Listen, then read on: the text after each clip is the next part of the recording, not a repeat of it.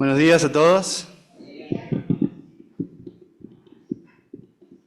¿Se escucha bien? Bueno, vamos a continuar, como dice Nico, gracias Nico, con el estudio de Colosenses. Me han pedido que sea temático esta vez, no es un texto de corrido, sino que son unos versículos. Después salteamos algunos y seguimos con otros versículos. Los pasajes son de Colosenses 1:24, 1:29 y 2:1. Son los sufrimientos y luchas del apóstol.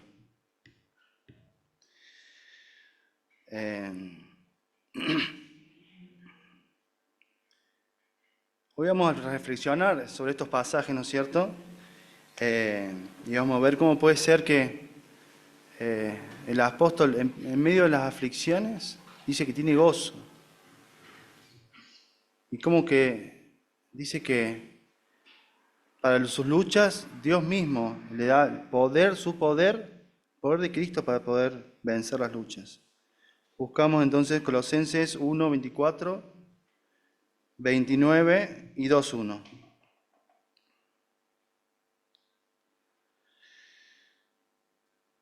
Leo. Ahora me alegro de sufrir por ustedes, pues así voy completando en mi cuerpo, en mi propio cuerpo, los sufrimientos del cuerpo de Cristo, que es la iglesia. Después salteamos al 29, dice, para esto trabajo. Cuando dice para esto es por algo que dijo antes, ¿no es cierto? Siempre que dice así. Entonces vamos a leer el 28, dice, nosotros anunciamos a Cristo y con toda sabiduría aconsejamos y enseñamos a todos para que lleguen a ser perfectos como Cristo. O sea, ellos están anunciando a Cristo. Para esto trabajo y lucho con la fuerza que el poder que Cristo me da. Y el 2:1, yo quiero que sepan que estoy luchando mucho, tanto por ustedes, los de la iglesia, en el pueblo de la Odisea, como por los que no me conocen personalmente. Esos son los pasajes que me han tocado. Y recordemos en qué venimos, ¿no es cierto? La semana pasada, Analía nos contaba un poco del contexto histórico en que vivían en el primer siglo, con la persecución, con esto de que ser cristiano era un peligro permanente. Estaban siendo perseguidos. Pablo mismo estaba preso por proclamar el Evangelio. No solamente preso, estaba encadenado a un soldado romano con grilletes, y acá no te vas. Y nos contaba lo difícil que era ser cristiano. Yo puedo agregar que cualquiera que te denunciaba por ser cristiano en ese momento te podían encarcelar y te podían matar.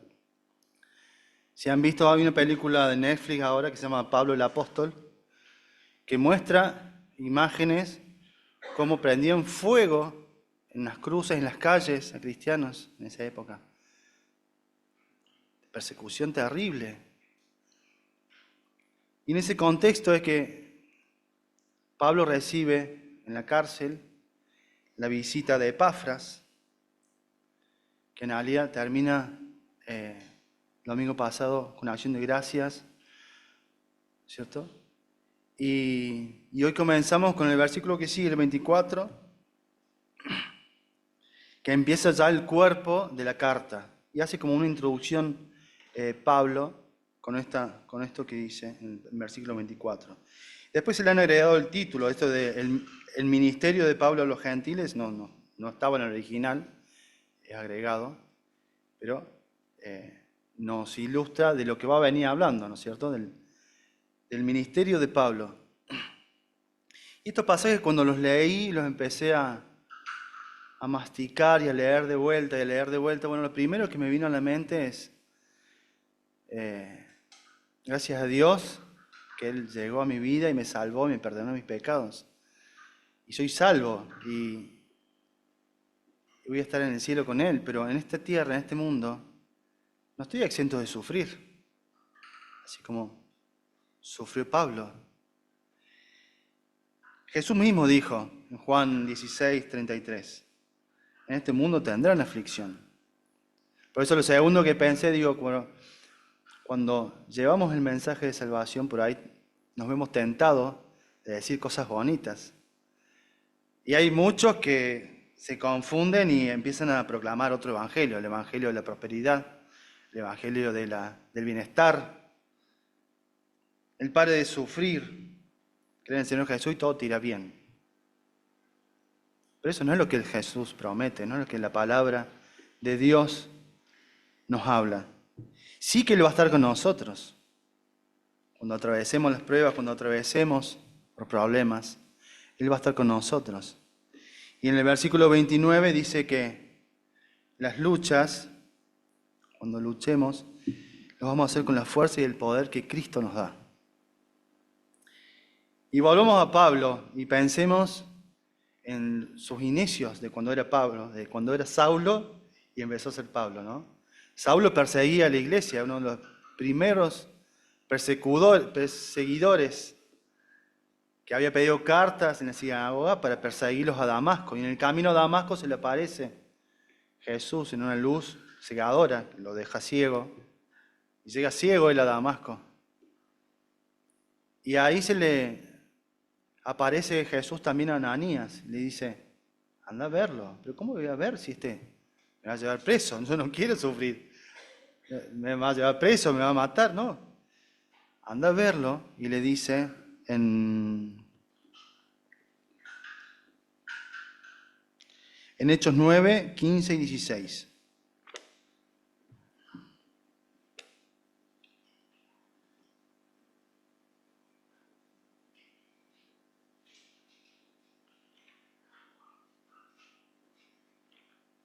¿Tienen? Y le habla al Señor a Ananías. Pero el Señor le dijo, ve, porque he escogido a ese hombre para que hable de mí a la gente de otras naciones y a sus reyes y también a los israelitas. Yo le mostraré lo mucho que tiene que sufrir por mi causa. Y así arranca el ministerio de Pablo. Jesús mismo le está diciendo a Ananías que eligió a Pablo y le va a mostrar lo mucho que va a tener que sufrir Pablo. Y Pablo no solamente en esta carta de Colosenses habla del sufrimiento que tiene, sino que en otras cartas también podemos ver que él cuenta en su vida lo que le ha ido pasando. Y podemos buscar 1 Corintios 4, del 9 al 13. Vamos a leer también.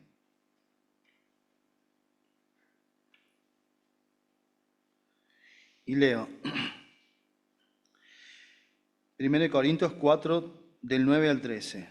Pues me parece que a nosotros los apóstoles, Dios nos ha puesto en el último lugar, como si fuéramos condenados a muerte. Hemos llegado a ser un espectáculo para el mundo, para los ángeles y para los hombres. Nosotros, por causa de Cristo, pasamos por tontos, mientras que ustedes, gracias a Cristo, pasan por inteligentes. Nosotros somos débiles, mientras que ustedes son fuertes. A nosotros se nos desprecia y a ustedes se les respeta. Hasta hoy mismo no hemos dejado de sufrir hambre, sed y falta de ropa. La gente nos maltrata.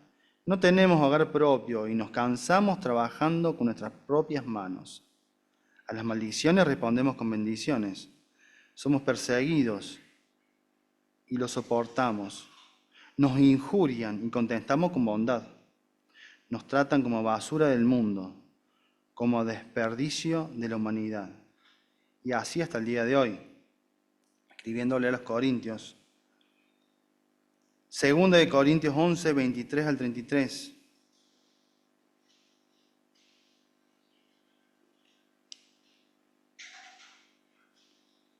Segunda de Corintios 11, del 23. ¿Son siervos de Cristo? Yo lo soy más que ellos. Porque al decir esto hablo como un loco. Yo he trabajado más que ellos. Me han encarcelado más veces que a ellos. He sido azotado más que ellos y muchas veces he estado en peligro de muerte. En 5 ocasiones los judíos me castigaron con los 39 latigazos. 3 veces me apalearon y me apedrearon. En 3 ocasiones se hundió el barco en que yo viajaba, y a punto de ahogarme pasé una noche y un día en alta mar. He viajado mucho y me he visto en peligros de ríos, en peligros de ladrones, en peligro entre mis paisanos y entre los extranjeros. También me he visto en peligros en la ciudad, en el campo y en el mar, y en peligro entre falsos hermanos. He pasado trabajos y dificultades. Muchas veces me he quedado sin dormir. He sufrido hambre y sed. Muchas veces no he dormido. He sufrido por el frío y por la falta de ropa. Además de estas y otras cosas, cada día pesa sobre mí la preocupación por todas las iglesias. Si alguien enferma, también yo enfermo. Y si hacen caer a alguno, yo me indigno. Si de algo hay que gloriarse, me gloriaré de las cosas que demuestran mi debilidad.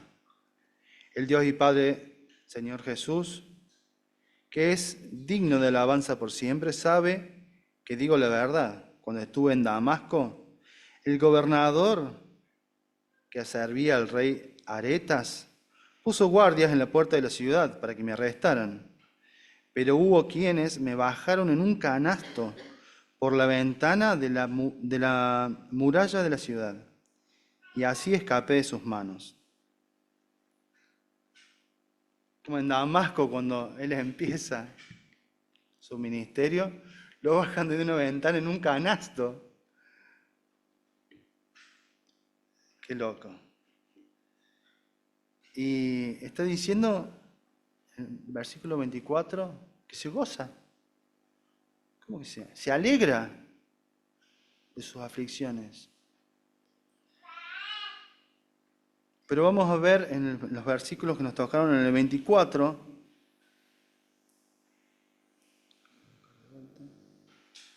Colosenses 1:24.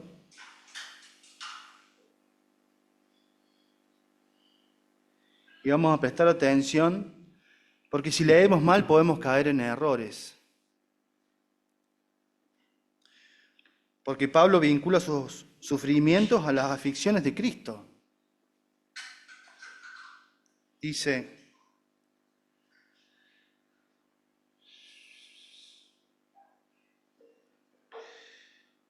ahora me alegro de sufrir por ustedes.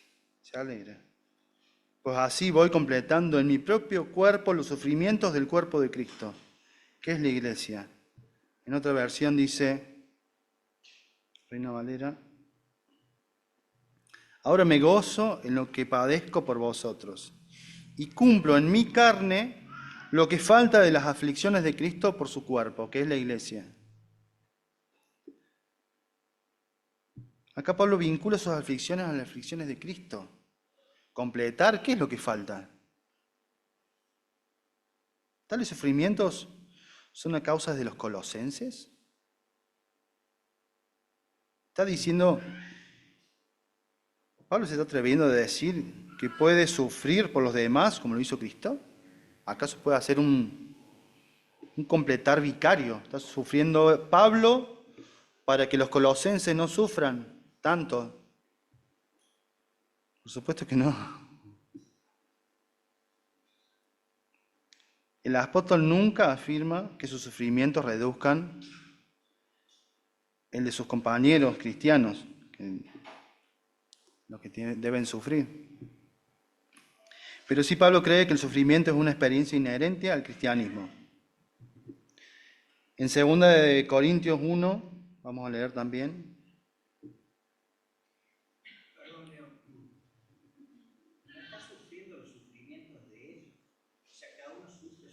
Exactamente. Pero está sufriendo por ellos. Está sufriendo por ellos. Ahí vamos a eso.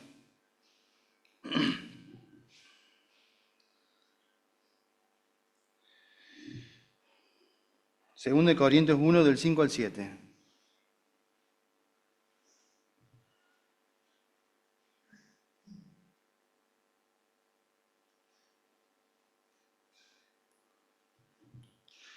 Porque de la manera que abundan en nosotros las aflicciones de Cristo, así abunda también por el mismo Cristo nuestra consolación. Pero si somos atribulados, es para vuestra consolación y salvación. Y si somos consolados, es para vuestra consolación y salvación, la cual se opera en el sufrir de las mismas aflicciones que nosotros también padecemos. Y nuestra esperanza respecto de vosotros es firme, pues sabemos que así, como sois compañeros en las aflicciones, también lo sois en la consolación.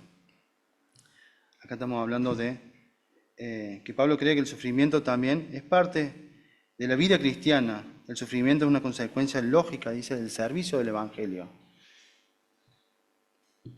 Vimos que cuando el llamamiento de Pablo empieza, a Ananías, Jesús mismo le dice, yo le voy a mostrar lo que él tiene que sufrir por mí.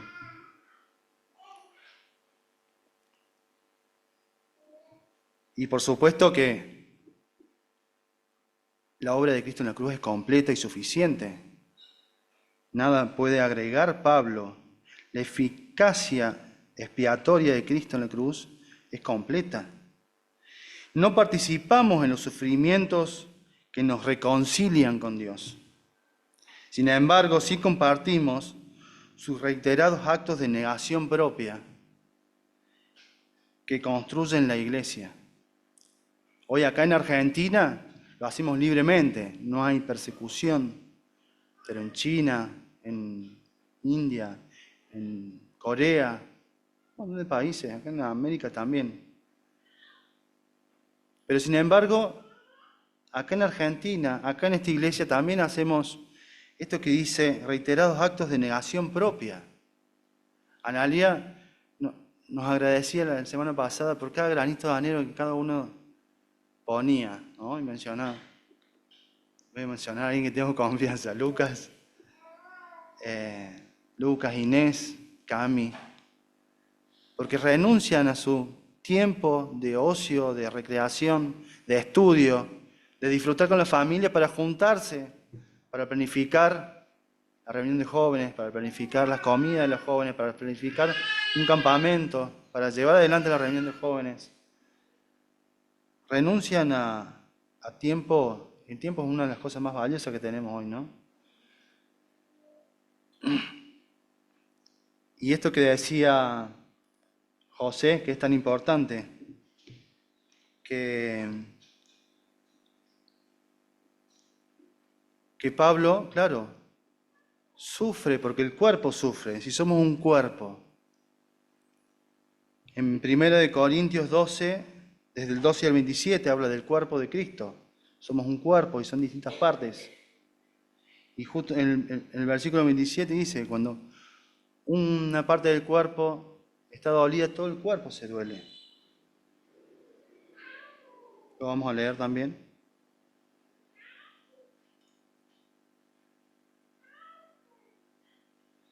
Primero de Corintios 12, del 12 al 27.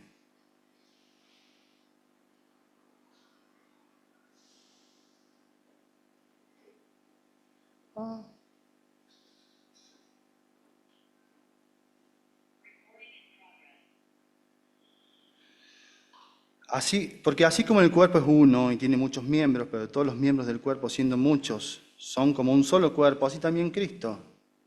Porque por un solo espíritu fuimos todos bautizados en un cuerpo, sean judíos o griegos, sean esclavos o libres. A todos se nos dio a beber de un mismo espíritu. Además, el cuerpo no es uno solo miembro, sino muchos. Si dijera el pie, porque soy mano, no soy del cuerpo, por eso no será del cuerpo. Y si dijera la oreja, porque no soy ojo, no soy del cuerpo, por eso no será del cuerpo. Y si todo el cuerpo fuese ojo, ¿dónde estará el oído? Y si todos fueran oídos, ¿dónde estará el olfato? Mas ahora Dios ha colocado los miembros, cada uno de ellos, en el cuerpo, como Él quiso. Porque si todos fuéramos un solo miembro, ¿dónde estaría el cuerpo? Pero ahora son muchos los miembros, pero el cuerpo es uno solo. Ni el ojo puede decir a la mano, no te necesito, ni tampoco la cabeza a los pies, no tengo necesidad de vosotros. Antes bien, los miembros del cuerpo, que parecen más débiles, son los más necesarios. Y a aquellos que el cuerpo, que nos parecen menos dignos, a estos vestimos más dignamente. Y los que en nosotros son menos decorosos, se tratan con más decoro. Porque los que en nosotros son más decorosos, no tienen necesidad, pero Dios ordenó al cuerpo, dando más abundantemente honor al que le faltaba, para que no haya desaveniencia en el cuerpo, sino que los miembros todos se preocupen los unos por los otros, de manera que si un miembro padece, todos los miembros se duelen con él, y si un miembro recibe honra, todos los miembros con él se gozan. Vosotros sois, pues, el cuerpo de Cristo, y miembros cada uno en particular.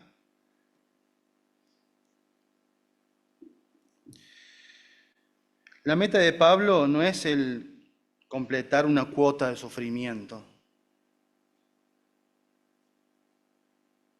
sino dar a conocer completamente la palabra de Dios. Y en su lucha por cumplir esta meta, deja tras de sí una estela de sufrimiento que la apóstola entiende que no son propias, sino que son de Cristo. En Gálatas 2:20 dice, ya no vivo yo, sino que Cristo vive en mí. Lo que falta o está incompleto es la experiencia personal de Pablo en las aflicciones de Cristo, no algo defectuoso en el sufrimiento de Cristo.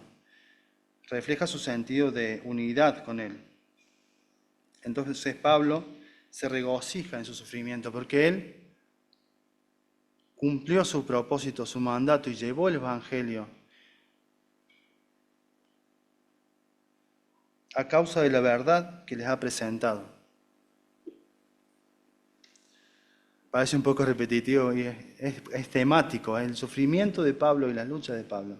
Pero dice que Él no lo hizo solo, lo hizo a través de las fuerzas que Cristo mismo le dio. En el poder, en el versículo 29 lo dice.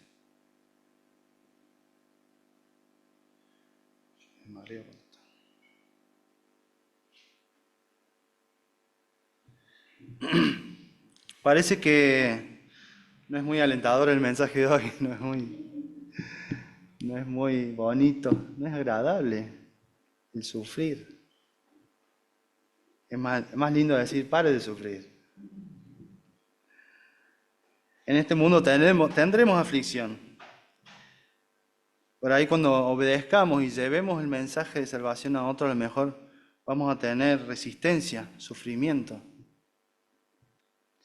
Pero cuando el mensaje de salvación llega a las personas, aquellas personas que se están perdiendo, Cristo mismo llega a esas personas y las salva por una eternidad. Las salva eternamente. ¡Qué gozo! ¡Qué gozo, hermano! Aquello que Dios hizo por nosotros un día, lo está haciendo por alguien más. Le está dando vida eterna. Una vida eterna donde no va a haber sufrimiento.